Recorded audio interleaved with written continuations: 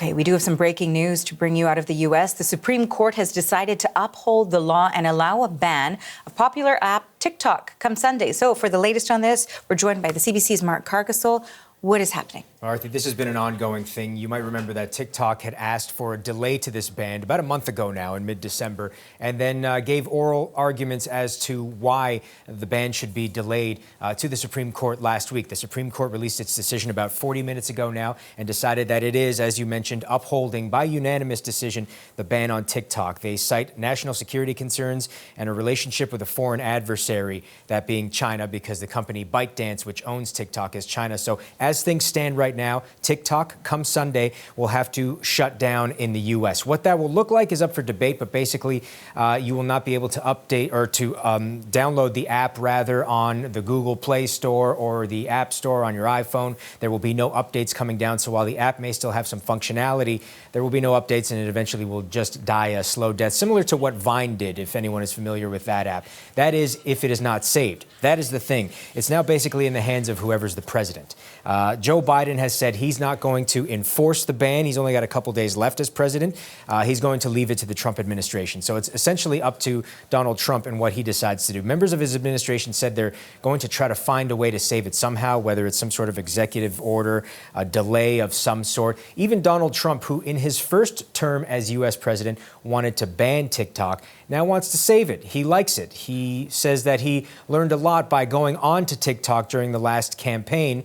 Well, he feels like it really drove the youth vote for him. So, of course, he loves it now. You know, I have a warm spot in my heart for TikTok because I won youth by 34 points. And there are those that say that TikTok had something to do with that. So we'll see what happens at this point. We know that TikTok CEO Xu Zhiqiu will reportedly attend Donald Trump's inauguration on Monday and will be sitting in a position of honor.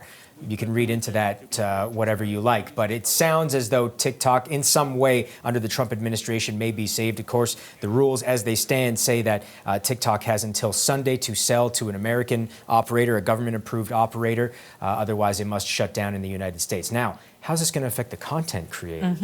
That is the question that many people want to know. CBC spoke to Dan Roto, who is a Canadian content creator, but who operates in the U.S. right now. He gave a little bit of perspective on how it's going to affect him.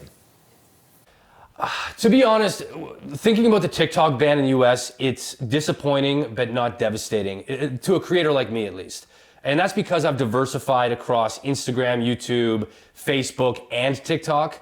I really feel for the people that are running their small businesses. There's over 7 million small businesses that utilize TikTok to reach out to their clients, to promote their products.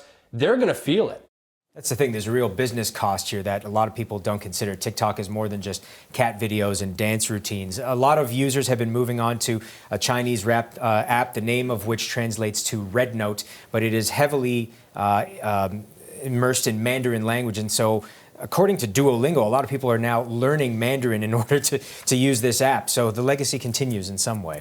Okay, to track that in the coming days, too. Thanks for this, Mark. Thank that you. is the CBC's Mark Cargasol.